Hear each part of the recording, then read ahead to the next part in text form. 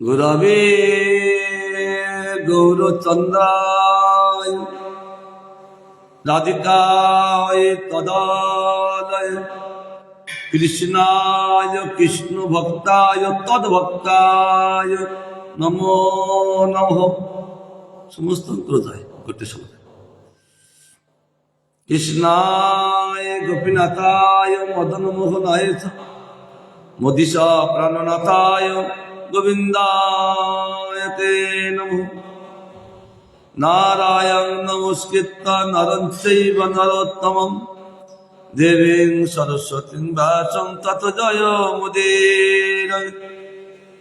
তমাদিদেবং করুণানিধনং তমালবরুণাং সুহৃদয়বতরং অপার সংসার সমুদ্র সেতুং ভজামহে ভাগবত স্বরূপং।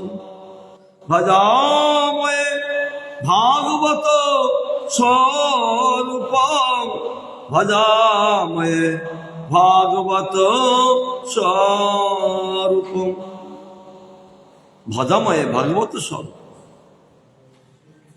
অর্থাৎ শ্রীমৎ ভাগবত গোবিন্দের স্বরূপ, নিজ রূপ। কি সুন্দর করে এত সুন্দর বন্দনা চলছে। আমাদের অতিরিক্ত বন্দনা কি করব? 1 শ্লোকের মধ্যে সব বন্দনা চলছে। সেই ভগবত স্বরূপ এই শ্রীমৎ ভাগবত স্বরূপ আমাদের আস্বাদন চলছেন।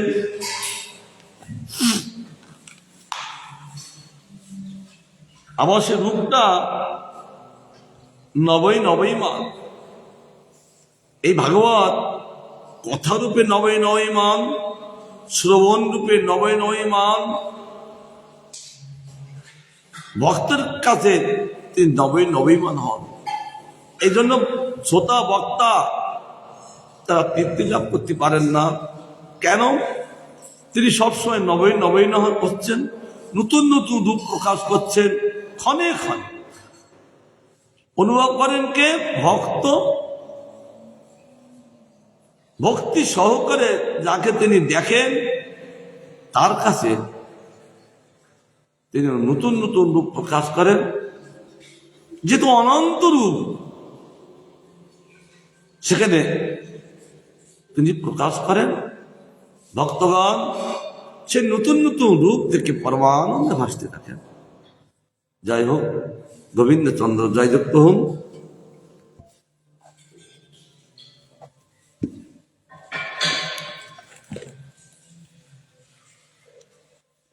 ব্রহ্মা অপূর্বভাবে তিনি স্তব করে চলেছেন।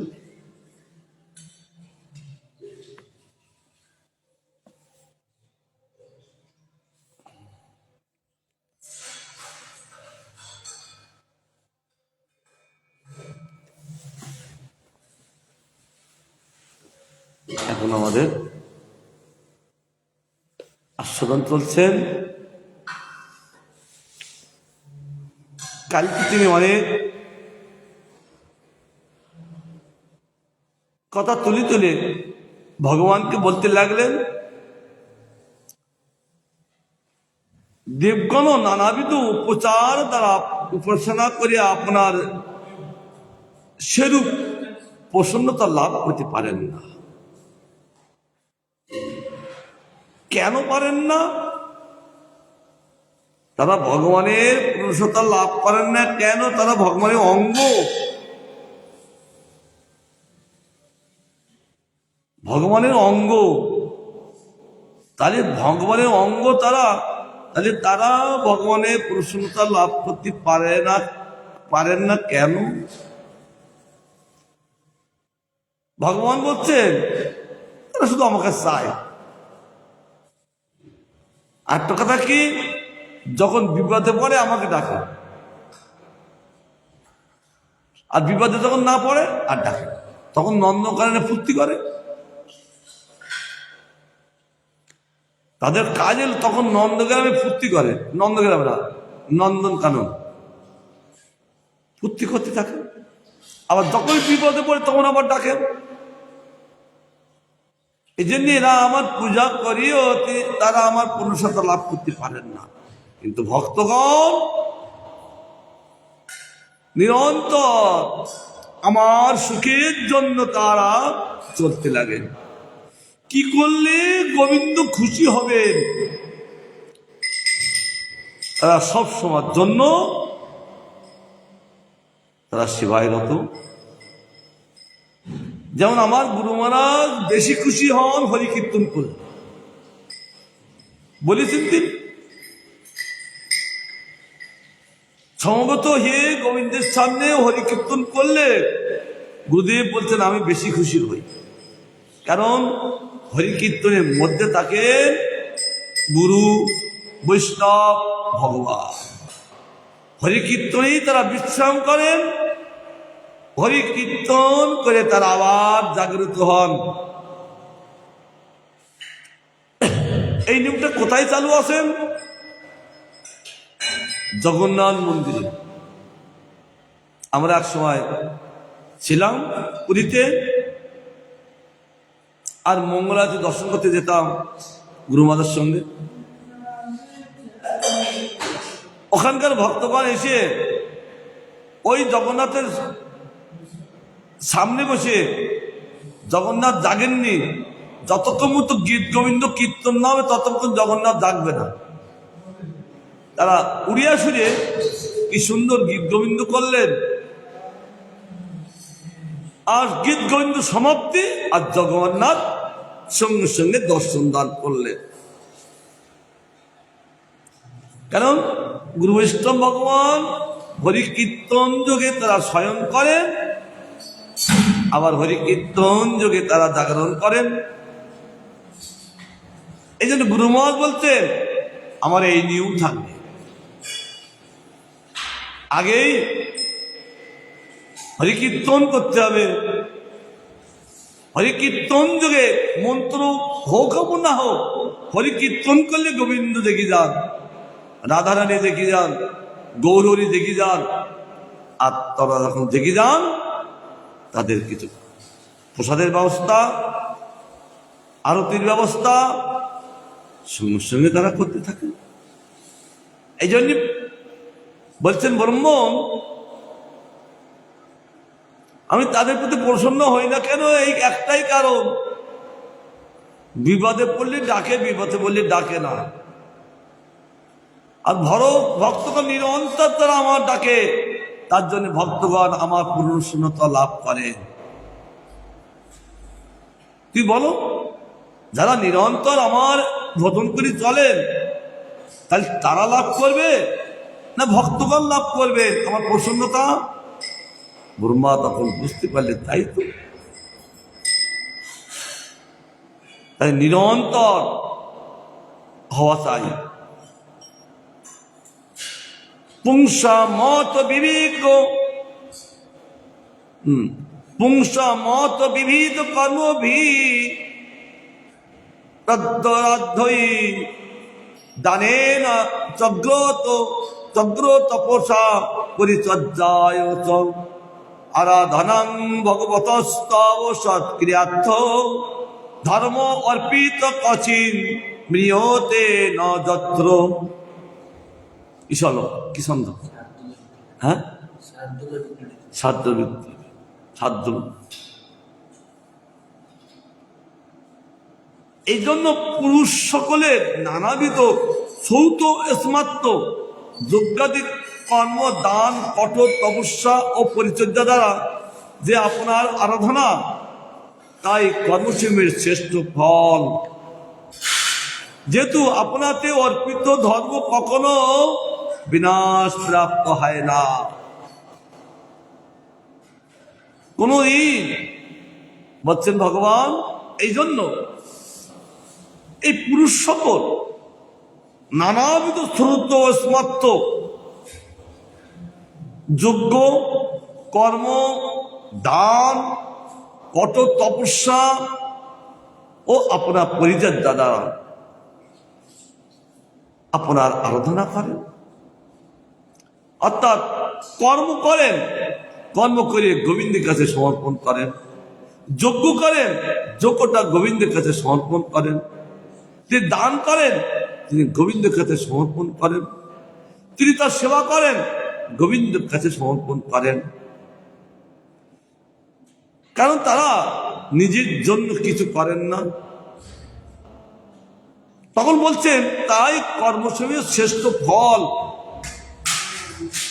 আপনার সমর্পণ করলে শ্রেষ্ঠ ফল ধারণ করেন, আর আপনার সমর্পণ না করলে অঙ্কুর হয় না, গাছ হতে পারে না, ফুল হতে পারেন না, ফল হতে পারেন না, আবার পক্ষ হতে পারেন না।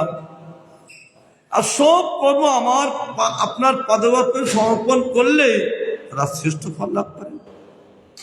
যেহেতু আপনাতে অর্পিত ধর্ম, এই ধর্ম আপনার থেকে প্রকাশিত হন, তার জন্য পুরুষগণ তারাই ধর্ম করেন, আবার ধর্ম করে আপনার কাছে সমর্পণ করেন। এই জন্য আমরা যে হরিনাম করি, ওই হরিনাম পর্যন্ত চৈতন্য মহাপ্রভুর কাছে সমর্পণ করতে হয়। নামো যজ্ঞ মহাযজ্ঞম কলৌ কলমশনাশনম শ্রী চৈতন্য পিতত্বে নাম যজ্ঞ সমর্পণম। শ্রী চৈতন্য পিতত্বে এই নাম যজ্ঞ, নাম একটা যজ্ঞ। এখানে বলছেন একটা যজ্ঞ, হবন করে একটা যজ্ঞ, নাম আদি যজ্ঞ। নাম হলো মূল যজ্ঞ, যজ্ঞের ওপরে যজ্ঞ নাম সংকীর্তন। সেখানে অন্য কিছু লাগে না, সেখানে একমাত্র জিহ্বা, জিহ্বার দ্বারা সেই যজ্ঞ করা হয়। ধর্ম কখনো বিনাশপ্রাপ্ত হয় না, নিরন্তর ধর্ম বর্ধিত হতে থাকে। ভাগবত ধর্ম শুধু বর্ধিত হতে থাকে, বাড়তে থাকে, কখনো নষ্ট হয় না। ভক্ত হলে ধর্ম করলে সেই ধর্ম কখনো নষ্ট হয় না, আর ভক্ত না হলে ধর্ম করলে বলছে সেই ধর্ম বিনাশ প্রাপ্ত হন। শাখা শুধু করবেন কারা? যাদের বিবাহ হয়েছে তাদের ওই শাখা শুধু নিত্য ধারণ করা তাদের ধর্ম। কার জন্য? স্বামীর সুখের জন্য। এই কণ্ঠে তুলসী মালা পরবেন কে? এখন তো হোলসেল মার্কেট মতন যারা দীক্ষা নেই দেখবে পড়ছেন। আমি গুরু বৈষ্ণবের চরণে থেকে থেকে এইটুকু বুঝেছি, অনেক আমার কাছে চান, আমি কাউকে একটা মালা দেই, কারণ আচরণ করবে না। আর তুলসী কলা মালা দিয়ে অনাচার করবে, মাছ মাংস খাবে, তাতে তুলসী অসন্তুষ্ট হন, আর অসন্তুষ্ট হলে তার অমঙ্গল হন। সাধুগণ জেনে শুনে, আমি কিন্তু না, আমি কোনোদিন কাউকে মালা দেব না। কারণ তুমি যে মালা নেবে, মালা পরার অধিকার লাভ করো, যেমন মেয়েটা সিঁদুর পরার অধিকার লাভ করেন, তদ্রূপ মালা পরার অধিকার লাভ করো, অর্থাৎ ধর্মকে ধারণ করো। গুরুপদ এই তিলক মালা ধরবেন যেদিন থেকে দীক্ষা নেবেন, সেদিন থেকে তিলক মালা ধরা, তার আগে তিলক করা বৃথা, যে মালা করা বৃথা।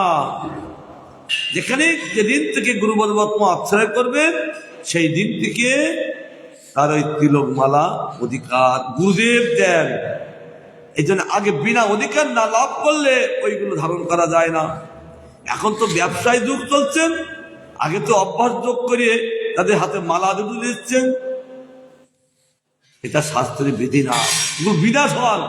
এখানে ব্রহ্মা বলছেন, আমি না। তাদের এই ধর্মটা বিনাশ হয়ে যাক, কারণ প্রকৃত তাদের যে কর্মের ফল হয় না, আর হয় না বলে সেটা বিনাশ হয়। আর এখানে যে গুরুপদ্ম আশ্রয় করে যেসব সেবা পূজা আদি করছেন আর গোবিন্দ পদে সমর্পণ করছেন, তাই কর্মসূচির শ্রেষ্ঠ ফল কখনো বিনাশ হয় না।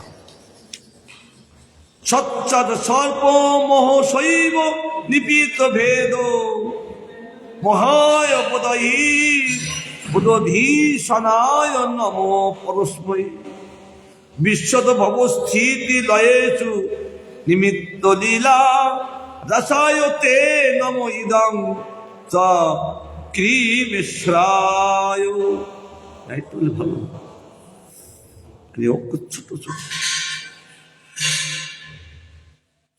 এই গ্রন্থ যদি পড়া হয় তাদের বাহ্য আর অন্য কিছু করবেন না, নিজের জন্য কিছু করবে না। ব্রহ্মা এত সুন্দর স্তুতি করছেন গোবিন্দকে, তাহলে এত সুন্দর যদি স্তুতি করেন তার পিতাকে, আর পিছুকে পিতা তার কিছু দেবে না? দেবে, এই দেবে। আমরা গুরু বৈষ্ণবের কাছে তো অন্য কিছু নেবো না, কি নেবো? এই নেবো না, এই নেবো, এই তো দেবো আশীর্বাদ দেবো। তাহলে আশীর্বাদ নিতে গেলে তাকে কি করতে হয়? স্তুতি করতে হয়। স্তুতি করলে তার আশীর্বাদ করবে। তখন ব্রহ্মা বলছে, হে ভগবান, আপনার স্বরূপ চৈতন্য দ্বারাই সর্বদা ভেদ ব্রহ্ম নিরস্ত হয়। আপনি এই স্বরূপ চৈতন্য যে প্রকাশ করেছেন, এর দ্বারা কি হয়? সর্বদা ভেদ ভ্রম নিরস্তই যা, আর কারোর প্রতি ভেদ থাকে না। কেন? আপনার স্বরূপ চৈতন্য স্বরূপ, চেতন দিয়ে যান, আর সর্বদা ভেদ ভ্রম নিরস্তই যান, আর ভেদ থাকে না। আমাদের মধ্যে ভেদ আছে কেন? এই চৈতন্য স্বরূপ ভগবানের আমরা স্বরূপ দর্শন করতে পারছি না। যখনই চৈতন্য স্বরূপ ভগবানের রূপ দর্শন করব, আর আমাদের মধ্যে সমস্ত ভেদ নিরস্ত হয়ে যাবে, পরাজিত হয়ে যাবে। তখন সেই ব্যক্তি কোনো দিনের জন্য আর একে অপরের ভেদ দর্শন করবেন না, আত্মদর্শন করবেন। কি দেখবেন? সকলের হৃদয়ে কে? ভগবান বিরাজমান। কি ওই কীট পতঙ্গ পশু পক্ষী সবার মধ্যে তিনি অবস্থান করছেন। সব জীবের মধ্যে ওই ভগবানকে দর্শন করেন, আর কোন জীবকে ভেদ করেন না। একটা পাগল দেখে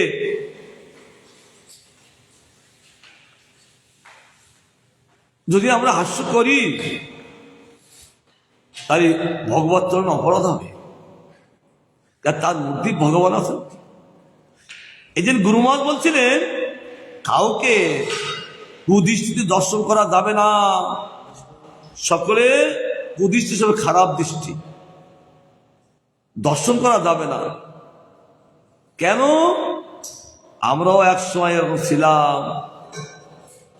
মনে করো না আমরা এখন জ্ঞান বিজ্ঞান সম্পূর্ণ দেহটাই পেয়েছি, আমরা অন্য কিছু ছিলাম না। আমরা সব এরকম পশু পক্ষী কীট পতঙ্গ ছিলাম।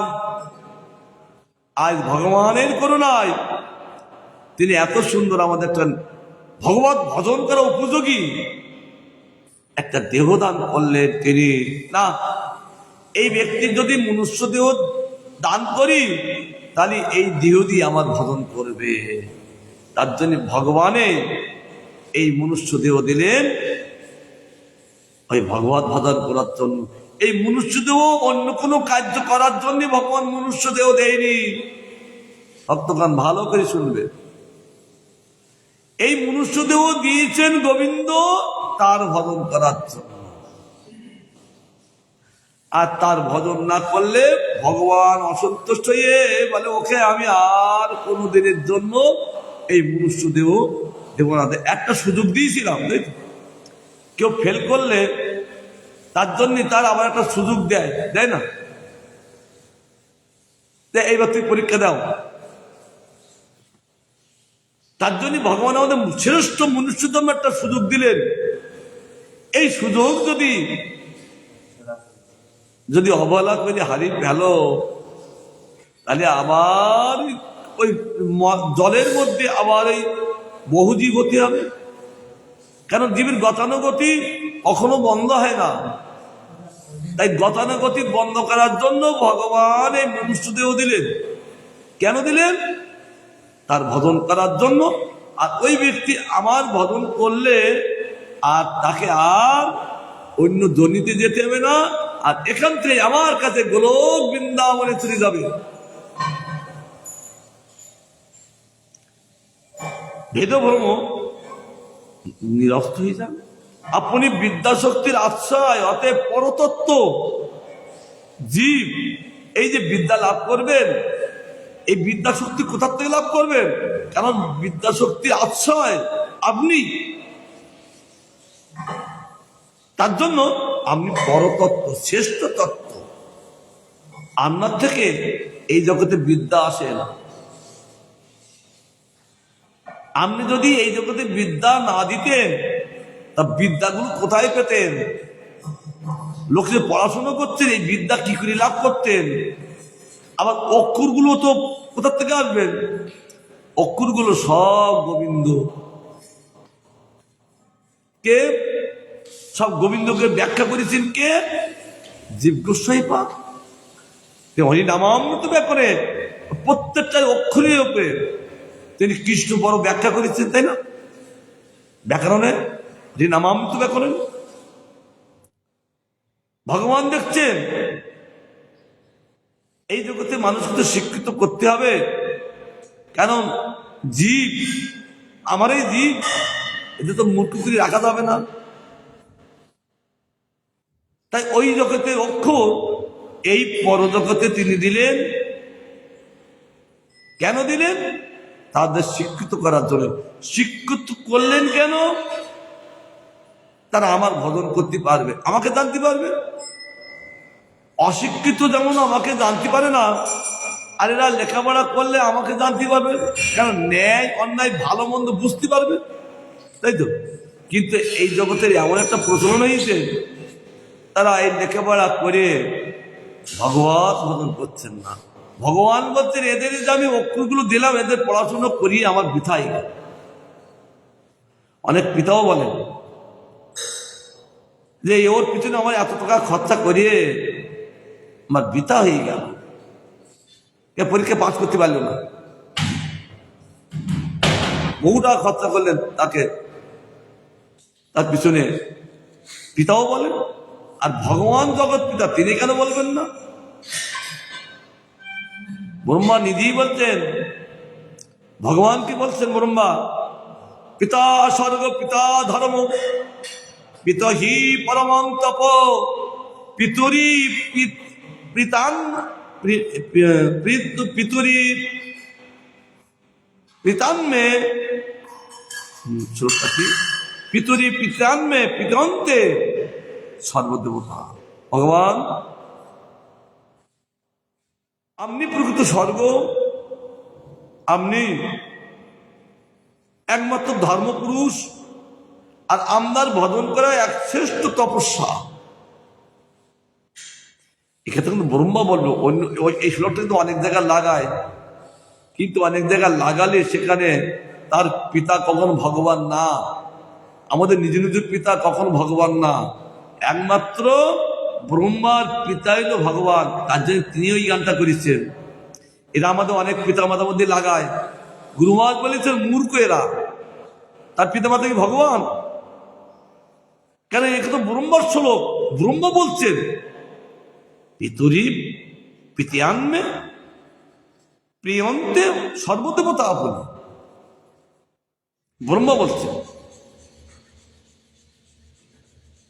তার জন্য ব্রহ্মা বলতে পারবেন, কিন্তু দ্বিতীয় ব্যক্তি আর তার পিতামাতার সম্বন্ধে বলতে পারবেন না। যিনি বলবেন অতত্ত্ব লোক। বৃষ্টির স্থিতি, সৃষ্টির স্থিতি ও লয়ের নিমিত্ত কারণ যে বৈরঙ্গা, মায়ার লীলাবিলাস। আপনি এই বৈরঙ্গ জগতে এগুলো লীলাবিলাস করে, কারণ এখানকার বহির্জগতের লীলাবিলাসটা ভগবানের নিত্য না। এই বহির্জগতের লীলাটা নিত্য না। নিত্য লীলা সে চিৎ জগতে, হ্যাঁ, নিত্যলীলা তীর জগতে, আর এই বই জগতে নিত্যলীলা। এই এই এতদিন আগে তিনি 15.5 বছর এই দাপর যুগে তিনি লীলা করেছেন। তারপর তিনি লীলা করলে আবার তিনি লীলা বন্ধ করে দিলেন। আবার এই কলিযুগে তিনি 539 বছর আগে এসে তিনি সকলকে নাম প্রেম দিয়ে ধন্য করে বলছে, তাহলে আমার থাকা দরকার নেই। তিনি আবার নিজের লোকে গিয়েছিলেন। কারণ মায়ের জগতে যে লীলাটা, একটা মায়ের লীলা, নিত্য লীলা না। নিত্য লীলা একমাত্র গোলক বৃন্দাবন, সব সময় যে লীলা চলে। তাই তিনি এই মায়ের ব্রহ্মাণ্ড সৃষ্টি করেন, আবার তিনি বিষ্ণু সঙ্গে পালন করেন। আবার যার জন্য তিনি এই মায়ের জগতে লীলাবিলাস করার জন্য এসেছিলেন, লীলাবিলাস করা হয়ে গেল। তাই তো, এটা অভিনয় তো। এগুলো ব্রহ্মবৃন্দাবন অভিনয় স্টেজ। কারণ যারা অভিনয় করেন তারা তো স্টেজ করে না, আর প্লেয়ারগুলো সব নিয়ে আসেন, সেখানে অভিনয় করেন। তাই এই ব্রহ্মবৃন্দাবনটা তো অভিনয় স্টেজ। এখানে লীলা করেন, আবার তিনি সমাপ্তি করেন, আবার তিনি চলে যান। সেখানে কি লয় করেন, তিনি প্রকাশিত করেন, সকলকে পালন করেন, আবার তিনি নিজের অঙ্গের লয় করে নেন। নিজের অঙ্গের থেকে প্রকাশ, আবার তিনি অঙ্গে করে নিলেন। শাস্ত্রতে বলছেন অসংখ্য ব্রহ্মাণ্ড, অনন্ত কোটি ব্রহ্মাণ্ড, ভগবানের লোক মুখ থেকে কোনো ব্রহ্মাণ্ড বেরোচ্ছেন, কোনো ব্রহ্মাণ্ড ভগবানের লোক কবি আসছেন। সেটা দেখাচ্ছে প্রসাদের মতো। শুধু গবাক্ষ দ্বারা যেমন ধুলা চতুর্ণের মতো চলতে থাকেন, আর ভগবানের এই যে মায়ের ব্রহ্মাণ্ড লীলা তিনি শুধু অটোমেটিক করতে থাকেন। কোনো ব্রহ্মাণ্ড বেরোচ্ছেন, কোনো ব্রহ্মাণ্ডে এসে আবার লয় হয়ে যাচ্ছেন। রবীন্দ্র অটোমেটিক চলতে থাকেন। কি ভগবানের লীলা! ব্রহ্ম বলছেন এটা আপনার মায়ার লীলা বিলাস। সেই মায়ার সহিত আপনি ঈক্ষণাদি দ্বারা ক্রীড়া করিয়া থাকেন। সে মায়ার দ্বারা তাকে ঈক্ষণ করেন, ঈক্ষণ করা মানে তাগান, আর তার দ্বারা জীবরূপ বীর্য মায়ার গর্ভে আমি দিয়ে দেন। মায়ার গর্ভে জীবরূপ বীর্য। এই জন্য পুরুষের ওই বীর্য থাকে, জীব ওই মাতৃগর্ভে দিয়ে দেয়। তখন মায়ার থেকে সেটা আবার প্রকাশ হয়। এই যে পুরুষের মধ্যে ওই বীজ থাকে, জীবরূপ বীজ, তাদের মিলনের দ্বারা ওই স্ত্রীর গর্ভে দিয়ে দেন। এবার সেখান থেকে অঙ্কুর হতে থাকেন, বাইরে প্রকাশিত হওয়ার সেটা সুযোগ চলে আসেন। আবার তার দ্বারা এই জগতে হরিভক্তি করিয়ে তাকে আবার নিয়ে চলে যান। কিন্তু হরিভক্তি না করলে কি হবে? সবাই যে হরিভক্তি করবেন এটা কোনো গ্যারান্টি নেই। ভগবান জন্ম দেন কেন? হরিভজন করার জন্য। এই ভগবান ঈশ্বরের দ্বারা ক্রীড়া করিয়া থাকেন। আপনি ঈশ্বর, অর্থাৎ মায়া নিয়ন্তা। আমরা আপনাকে নমস্কার করি। মায়া হল নিয়ন্তা, আজ আছে কাল নাই। মায়া হল নিয়ন্তা মাত্র, কারণ মাত্র, কিন্তু সব আপনি করেন। এই জন্য আমরা আর কি করব? আমরা আমাকে নমস্কার করি।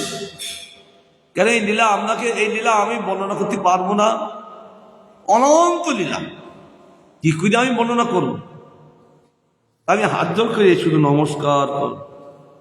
ভক্তদের তাই করতে হয়। গোবিন্দের রূপ দেখি আমার গোবিন্দের রূপ বর্ণনা করতে পারবো, কিন্তু হাত জোর করে তাকে স্বনাপন্ন থাকতে হয়। আর স্বনাপন্ন থাকলে ওই স্বনাপন্ন ব্যক্তির কাছে ভগবান তখন নিজেকে বোঝাবার জন্য তাকে স্মরণ শক্তি দেন, আর সেই ব্যক্তি পরমানন্দের সাগরে তিনি গোবিন্দের গোবিন্দ স্তুতি করতে থাকেন। কেন ভক্তগণ কিছু চান তার স্তুতি করার জন্য, তা ভগবান সেটা তাকে স্তুতি করাই দেন, ভগবানকে সুখী করেন। এই জন্য আমরা কি করব?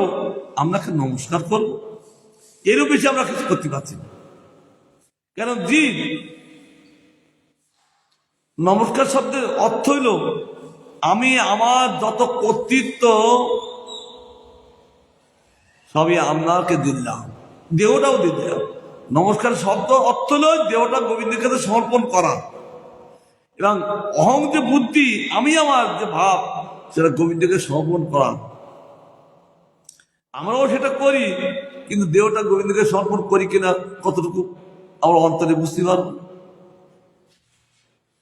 যে কর্তৃত্ব নমস্কার করা অর্থ হইল নিজের কোনো কর্তৃত্ব নিজের হাতে রাখেন না, সব ভগবানের হাতে তুলে দেয়। কেন দেন? কারণ ভগবান হলো কর্তা। গুরু মহারাজ বলেছিলেন ভগবান হলো কর্তা, আর যিনি কর্তা তার কাছে কর্তৃত্ব থাকেন, জীবের কাছে কর্তৃত্ব থাকেন না। আবার যখন সেই ব্যক্তি যখন কর্তৃত্ব করতে চাইবেন, তখন কি হবে? কর্তা নাই কুত্তা হবে। গুরু মহারাজ বলেছিলেন কুত্তা, কর্তা নাই কুত্তা হবে। কর্তা তো ভগবান, জীব তো কর্তা না। কর্তা শব্দ এই ব্রহ্মাণ্ড ভোগ করা তো জীবের কোনো অধিকার নেই। ভোগ ভগবান লীলাবেলা করার জন্য তিনি এই নিজেই ভোগ, নিজের মতো নিজে প্রকাশ নিজেই ভোগ করেন। কিন্তু জীব যখন ভোগ করতে যাবেন, কর্তা সাজে যাবেন, কুত্তা হবে। এই যে যারা কর্তা সাজেন, এই সংসারের কর্তা সাজেন, মন মন্দিরের কর্তা সাজেন, ও সমাজের কর্তা সাজেন। কর্তা শব্দের অর্থ হলো আগের দিন মোড়ল ছিল, বিচারক। তিনি কর্তা সেজে মোড়ল বিচার করতে যান। আগের দিনে কোনো থানা পুলিশ এগুলো ছিল না, মেম্বার ছিল না। তা গ্রামে বিচার হতো কি, যিনি ভালো জ্ঞানী গুণী তারাই ওই বিচারক থাকতেন, তাকে বলে মোড়ল, কর্তা একজন। তিনি সকলের এই বিচার করেন, যত সমস্যা সব সমাধান করে দেন। এই জন্য সেই গ্রামে গ্রামে মোড়ল থাকে, প্রত্যেকটা গ্রামে থাকতে হবে। কারণ তাদের থানায় যেতে হতো না, থানায় ছিল না, থাকবে কেন? তারা বিচার করত। তাই ভগবান ব্রহ্মা বলছেন আমি আর আপনার কি স্তব করব, কত কথা আপনার কথা প্রকাশ করব? কেন আপনাকে প্রকাশ করতে কে পারে? আমি পিতা পুত্র হই তো প্রকাশ করতে পারেন, ভক্তরা পারেন না। এই জন্য গোবিন্দের যে রূপ, গোবিন্দের যে লীলা, যার যেমন সামর্থ্য, ভগবান যার দ্বারাই যতটুকু তিনি প্রকাশ করার ইচ্ছা, তার দ্বারা তিনি প্রকাশিত হন। আমাদের গোস্বামীগণ দ্বারা প্রকাশিত হয়েছেন, সুখের দ্বারা তিনি প্রকাশিত করিয়েছেন, পরিস্থিতির দ্বারা তিনি শ্রবণ করিয়েছেন। ভগবানের হাতে কি আনন্দ শ্রেষ্ঠের চাবিটা কার হাতে? ভগবানের হাতে। তা ভগবানের কাছে যে চাবি আছে, হৃদয়ের চাবি, আমরা খুলতে পারবো না, চাবিটা তোর হাতে। তা জীব ইচ্ছা করলে ভগবানকে স্তুতি করতে পারেন না। যখনই ভগবানের করুণা তাদের মধ্যে পড়েন, তখন ভগবানকে স্তুতি করতে পারেন। এই জন্য ব্রহ্মা বলছেন আমি আপনাকে নমস্কার করবো, আর কি করবো? আমি আর পুত্রী আর কিছু করতে পারি না। দশাবতার গুণ কর্ম বিড়ম্বনানি নামানি দেব সুবিগমে বিবসা গৃহন্তি তে অনেক জন্ম সমলম সশৈব হৃদা সংশান্ত পাবিত মিতং তমজং প্রপদ্যে। যার দেবকী নন্দন প্রভৃতি অবতার সূচক সর্বজ্ঞ ভক্ত বৎসল প্রভৃতি গুণবাচক ও গোবর্ধনধর কংসাদি ইত্যাদি লীলার অনুরূপ নাম যে ব্যক্তি প্রাণ ত্যাগকালে অবশ হইয়া কেবলমাত্র উচ্চারণ করেন, আবার কি সুন্দর কথা বলতে থাক, কেবলমাত্র উচ্চারণ করেন, তিনি সত্যই সঙ্গে সঙ্গে বহু জন্ম সঞ্চিত পাপ রাশি হইতে মুক্ত হইয়া নিরস্ত কুহা কপটতা রহিত হইয়া সচ্চিদানন্দ রূপ স্বরূপ ভগবানকে প্রাপ্ত হন। আমি ব্রহ্মা সেই জন্মাদি রহিত ভগবানের শরণাগত হই। আমি বলছি, ব্রহ্মা বলছি, সেই জন্মাদি রহিত ভগবানের শরণাগত হই। আমি আর কি করবো, শুধু শরণাগত হই। আমি আর কি জন্ম কোনো চাই না, আমি শুধু ভগবানের শরণাগত থাকি। তাহলে কি বলছেন, যারা দেবকীনন্দন এই কথা বলেন, অবতার শুধু সর্বজ্ঞ ভক্তবৎসল, তারা কি বললেন, তিনি গুণবাচক, গোবর্ধনধারী এই নাম উচ্চারণ যদি করেন। আর যে ভগবান কংসকে বধ করেছেন, আমাদের কীর্তনকালে কংসারী ভগবান কি, গুরুমাত বলতেন, কংসারী ভগবান কি, এই নাম উচ্চারণ কি হবে? এই লীলার অনুরূপ নাম, এগুলো লীলার অনুরূপ নাম। যখন যখন যিশু লীলা করেন আর লীলার অনুরূপ নাম ধারণ করেন, তিনি এই পর্বতকে ধরেছেন বলে তার গোবর্ধন নাম লীলা হয়েছে, কংসে মেরেছেন বলে তার কংসারী নাম হয়েছে, তিনি সমস্ত ইন্দ্রকে তিনি পরিচালনা করেন বলে তার গোবিন্দ ধাম করেছেন। এই যে নাম, লীলার অনুরূপ নাম, যার মৃত্যুকাল এসে গেছে, অত শরীর বিবশ আর চলতে পারে না, কিন্তু এই নাম যদি উচ্চারণ করে, আপনার এই নাম মৃত্যুকালে সঙ্গে সঙ্গে কি হয়ে যান, সদ্যই সঙ্গে সঙ্গে বহু জন্ম সঞ্চিত পাপ রাশি এই নামের দ্বারা সঙ্গে সঙ্গে নিরস্ত কপটতা পর্যন্ত সব নষ্ট হয়ে যান, আর তখন সচেতনরূপ ভগবানকে প্রাপ্ত হন। এই গোবিন্দের যে কোনো নাম উচ্চারণ করলে তার পূর্ব জন্ম সঞ্চিত পাপ সব নষ্ট হয়ে যান, সে তখন মুক্ত হয়ে যান, তখন সেই ব্যক্তি ভগবানকে প্রাপ্ত হন। আমি আর আমরা কতটুকু স্তব করব, এ ভগবান আপনার পাদপাত্র আমি শরণাগত হচ্ছি। কারণ এত তত্ত্ব মহত্ব দেখিয়ে আপনার নামের এত মহিমা আমি তো দেখছি, যে কোনো একটি নাম উচ্চারণ করলে তার জন্য তিনি দ্বিতীয় দামি বলেছেন, এতাবান সাংখ্য যোগভ্যাং সধর্ম পরিনিষ্ঠেয়া জন্মলাভ পরম পুংস অন্তে নারায়ণের স্মৃতি। এই সারা জীবনের ফলাফল এখন কিন্তু আমরা পাবো না, এখানে যখন স্কুলে বছরে একবার তার ফলাফল দেয়, অ্যানুয়াল পরীক্ষা দিয়ে, তাই তো, কিন্তু আমার এই ফলাফলটা কখন পাবো, মৃত্যুর সময় আমাদের অ্যানুয়াল পরীক্ষা, আমাদের মৃত্যুর সময়টা অ্যানুয়াল পরীক্ষা। ওই মৃত্যুর সময় আমরা পাস করবো কি করি, দেহটা অবশ্যই গেছে, দেহটা চলে না, প্রাণ ত্যাগ হবে হবে। সেই সময় যদি এই আপনার নাম যদি উচ্চারণ হয়, তাহলে শ্রেষ্ঠ নাম্বার পেয়ে গেল, তার আর এই জগতে আর আর আসতে হয় না, তার আর স্কুলে পড়তে হয় না, সব পড়া শেষ। ওই গোবিন্দের নাম উচ্চারণে সর্ববিদ্যা বিশারদ হয়ে গেল।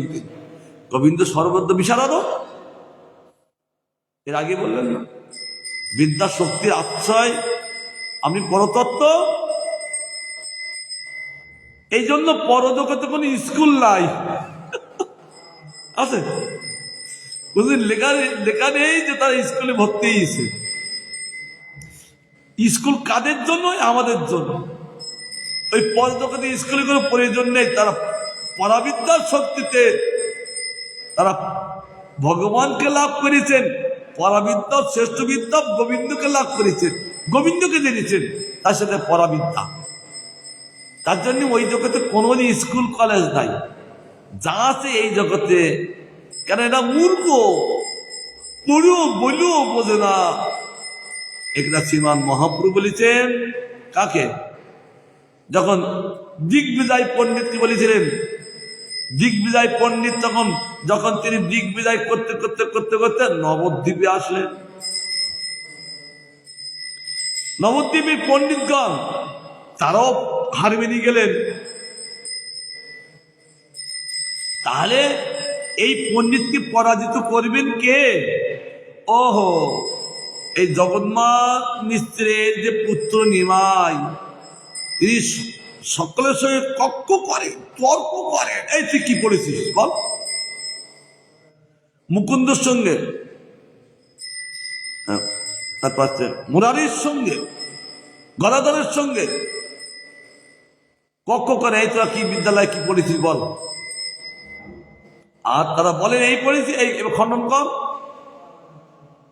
সেটা খণ্ডকে আবার স্থাপন কর, আবার তার ব্যাখ্যা কর। যদি এরকম পারিস তাহলে বলবো তোদের বিদ্যালয়ে পড়া হচ্ছে। আর কি বলতে পারে না? ভগবান দেখ, ভগবান বলছে দেখ, গৌরহরি বলছে দেখ। তার কথাটা খণ্ডন করলেন, আবার স্থাপন করলেন, আবার খণ্ডন করলেন, আবার স্থাপন করলেন, আবার খণ্ডন করলেন, আবার স্থাপন করলেন।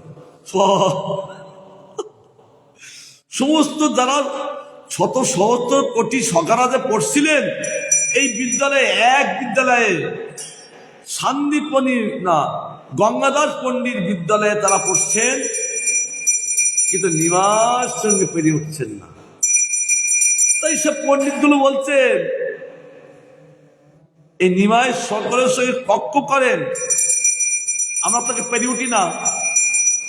আমরা তো তার সঙ্গে এই দিগ্বাহী পণ্ডিতের সঙ্গে পারবো না। যদি পারে নিমাই পারবে, আর যদি নিমাই হেরিয়ে যান তাতে আমাদের কোনো অভিনয়, একটা বালকের কাছে হেরিয়ে গেছে। আর যদি বালকের কাছে হেরিয়ে যান তাহলে আমাদের প্রশংসা যায়, তিনি একটা বালকের কাছে পরাজিত হয়ে গেছেন। আর কিসের বিদ্যা তিনি দিগ্বিজয় করেছেন? তারা তখন ওই নিমার কাছে পাঠালেন, যান ওই গঙ্গার তীরে পার্শ্বদেরকে নিয়ে সেখানে তিনি বিদ্যা আলোচনা চলছেন। আর গঙ্গাদাস পণ্ডিতের বিদ্যালয়টা, পাঠশালাটা ওই গঙ্গার তীরে, গঙ্গার তীরে তাদের পাঠশালা। সেখানে সব ওই বিদ্যালয়ে যারা পড়তেন, আর সেই সব তাদের সকাদের দেখে গৌর সহ গঙ্গাদেবী উল্লাস করে তিনি শুধু তরঙ্গিত করতেন, আনন্দ সহকারে। কারণ তিনি গঙ্গাদেবীকে সুখী করতেন ওই দর্শন দিয়ে। এটা অন্তরের কথা। যখনই ওই দিগ্বিজয় পণ্ডিত আসলেন, নম্র ভাব, শ্রীমান মহাপ্রভু উদ্ধত্ত নেই, তাকে নম্রভাবে আসুন আসুন আসুন তাকে বসালে। তারপর আমি কোথা থেকে আসছেন? আমি দিগ্বিজয় পণ্ডিত দিগ্বিজয় করে এসছি। এখন আমার এই নবদ্বীপটা দিগ্বিজয় করলে আমি তখন শ্রেষ্ঠ বিদ্যায় আমি প্রতিষ্ঠিত হতে পারব। ঠিক আছে, এখন আমি তো এইগুলো তো বেশি পারি না।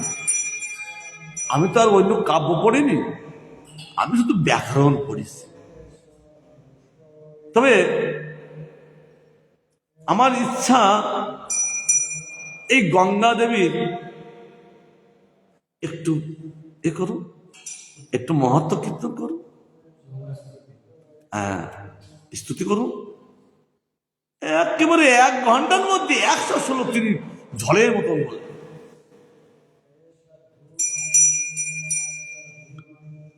আর তাদের জয় হোক, তার জয় দিন লাগলেন। প্রশংসা না করলে হয় না, ভগবান প্রশংসা করেন। তাহলে হচ্ছে নিমাই পণ্ডিত, এই যে আমি 100 শ্লোক বললাম, চৈতন্য চৈতন্য বর্ণনা আছে। কিন্তু এর যে কোনো শ্লোক একটু উপলব্ধি করে বলো, একটা অর্থ করে বলো। তখন তিনি ওই 100 শ্লোকের মধ্যে একটি শ্লোক তুলে কোথায় দোষ, কোথায় গুণ, কোথায় অলংকার, মহাপুরুষ তিনি বলতে লাগলেন। তখন বলছেন, পণ্ডিত আমি তো জলের মতন বলে গেছি, কিন্তু এই মেধাই এই শ্লোকটা নিলে কি করিয়ে?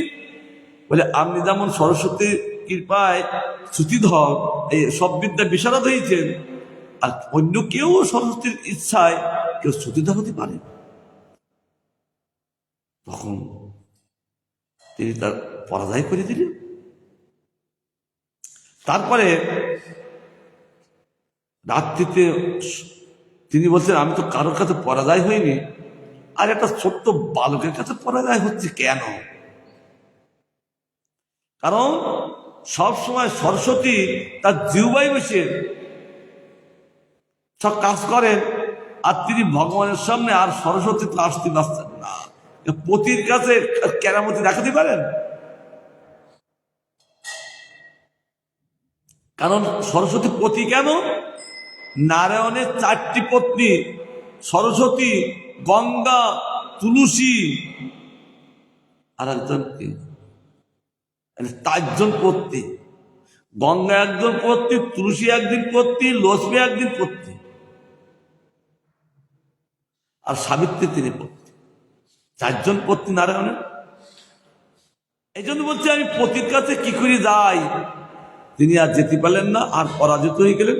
রাত্রিতে তিনি বলতে লাগলেন, এ দেবী, আমি সব জায়গায় জয়ী হয়েছি, এখানে পরাজয় হলাম কেন? কারণটা কি বলো?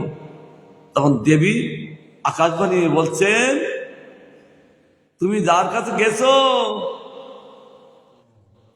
সে আমার পতি, কারণ আমি সেখানে আমার কোনো মহত্ব প্রকাশ করতে পারি না।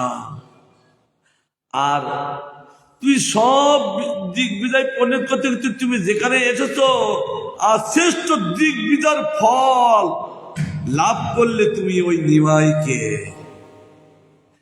নিমাই হলো তিনি আমার প্রতি ভগবান, তিনি, তুমি তার পদপদ্ম আশ্রয় করো, তাহলে সমস্ত বিদ্যায় জলাঞ্জলি দিয়ে শ্রেষ্ঠ বিদ্যায় প্রতিষ্ঠিত হবে। নিমার কাছে যে বিদ্যা আছেন, পরতত্ত্ব বিদ্যা,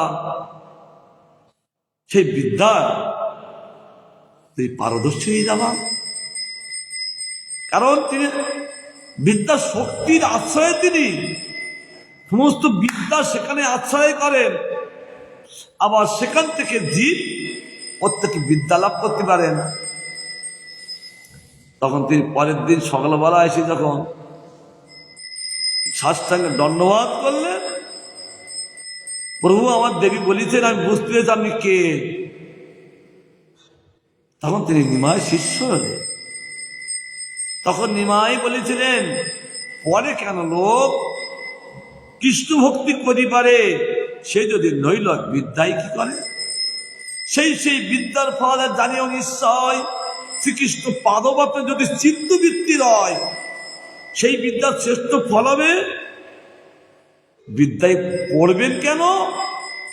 ভগবানকে জানার জন্য। যদি সেই ব্যক্তি ভগবানকে না জানতে পারে, ওই বিদ্যায় বিদ্যা না, অবিদ্যা স্বরূপ। তাই ব্রহ্মা বলছেন, হে ভগবান, যে এই যে কোনো একটি নাম, আমরা অনেক নাম, যে কোনো একটি নাম যদি ওই মৃত্যুকালে জিহ্বায় থাকে, সঙ্গে সঙ্গে পাপ রাশি হইতে মুক্ত হইয়া যায়। পাপ রাশি আর থাকে না, পাপটা রাশি যান জীবের, জীব পাপ করতে করতে পাপটা রাশি পর্বতেই যান।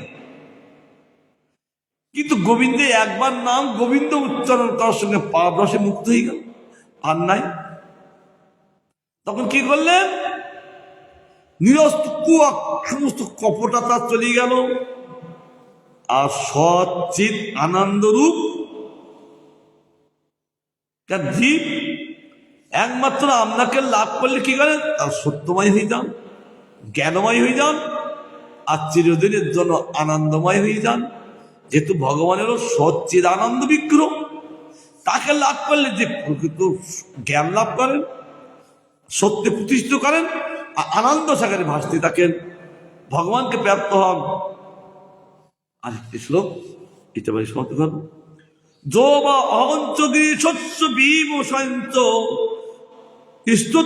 প্রভো প্রলয় হে তব আত্মমূলম ভিত্তাতিবাদ বা বিদ এক উরু প্রহ তস্মেই নম ভগবতে ভুবনদ্রুমায়। এর আগে এত পড়েছি, এত সুন্দর মহত্ব বেড়ে এই জন্য গ্রন্থ যতই পড়া হয়, পড়া যতই বার হয়, তত অর্থ প্রকাশ হয়। হে ভগবান, তুমি ভুবন আকার, এই ভুবনটা আপনার দেহ ভুবন আকার, আর কি বিশ্ব তুমি স্বয়ং, এই ভুবনটা আমি বৃক্ষ আকারে, সব আপনি স্বয়ং যে মূলের অর্থাৎ প্রকৃতির অধিষ্ঠান, সেই প্রকৃতিকে ভেদ করিয়া সত্য রজ তম রূপ তিনটি গুণে বিভক্ত হইয়া যথাক্রমে সৃষ্টি স্থিতি প্রলয়ের নিমিত্ত আমি ব্রহ্মা, শিব ও বিষ্ণু আমাদের তিনজনকে তিনটি পাদস্বরূপে ধারণ করত, ত্রিপাদ হইয়া বৃদ্ধিশীল হইয়াছে। অর্থাৎ আপনি ব্রহ্মারূপে, শিব রূপে, বিষ্ণু রূপে, এই তিনটি গুণের দ্বারা আমি সব সৃষ্টি স্থিতি লয়ের যতগুলো কারণ আপনি প্রকাশ করেন। কারণ কে সৃষ্টি করতে পারেন, কে পালন করতে পারেন, কেউ সংহার করতে পারেন, কেউ সংহার করতে পারেন। ভগবান তিনি শিব বেশি নিজে সংহার করা, লয় করে দেন। আবার তো নিজে বিষ্ণু বেশি পালন করেন জীবকে।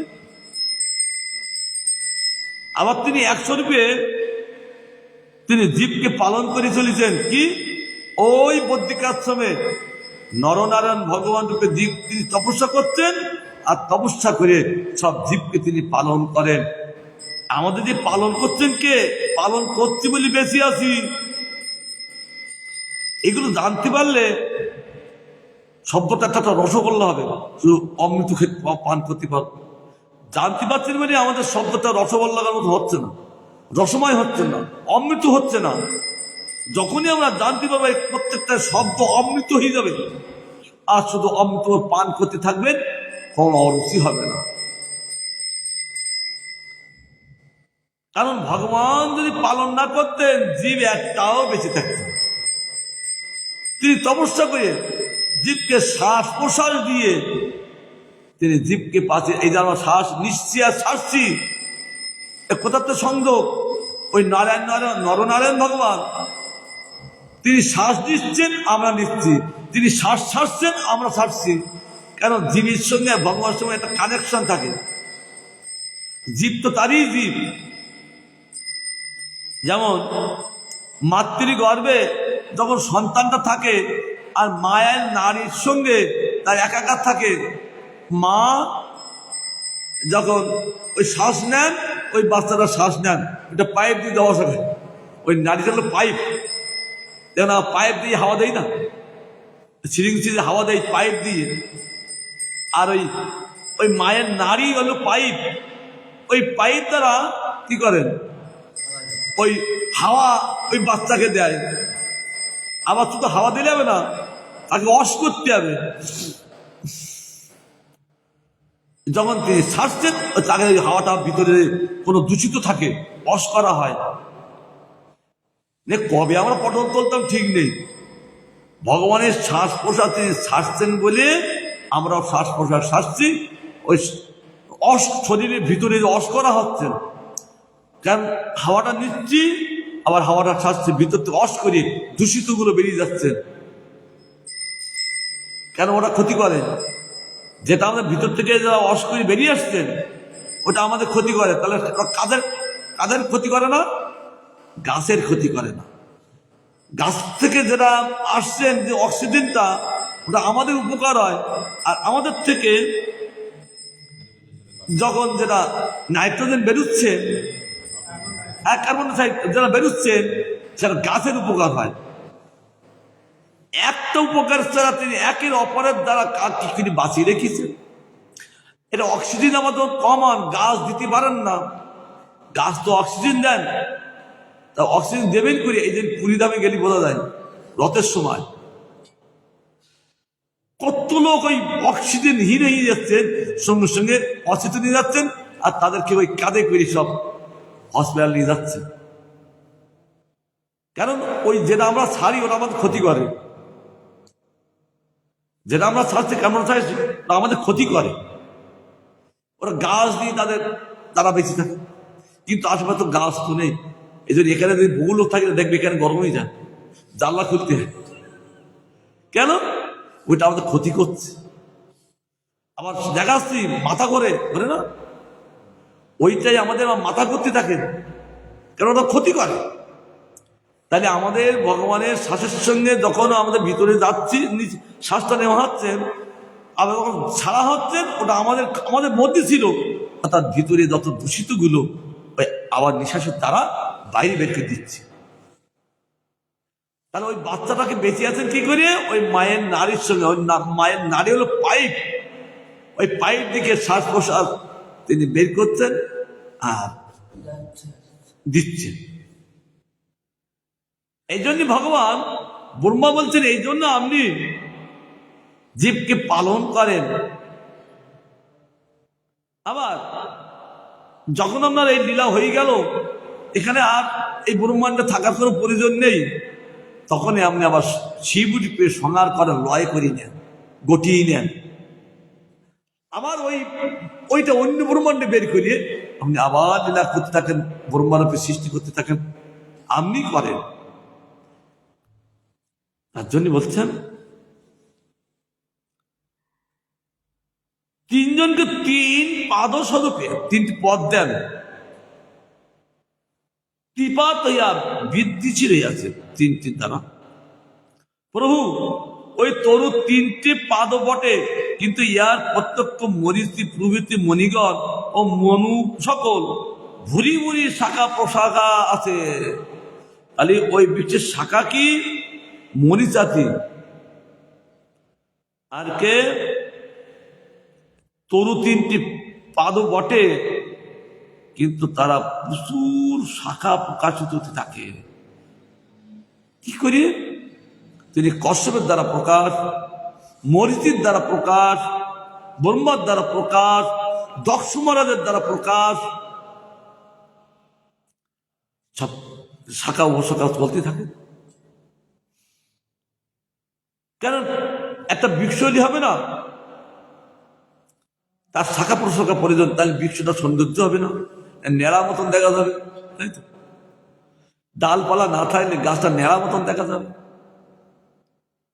যেমন আমাদের চুল তালি সৌন্দর্য দেখা যায়, নেড়া করলে অন্যরকম দেখা যাবে, তত গাছের নেড়া মতন দেখা যাবে। তাই ব্রহ্মা বলছেন এইসব শাখা প্রশাখা রূপে এরা প্রস্তুত। কারণ কশ্যপের দ্বারা প্রকাশ করেছেন, সৃষ্টি করেছেন। কশ্যপের 18টা পত্নী, সেই 18টা পত্নীর দ্বারা তিনি জগৎ সৃষ্টি করলেন।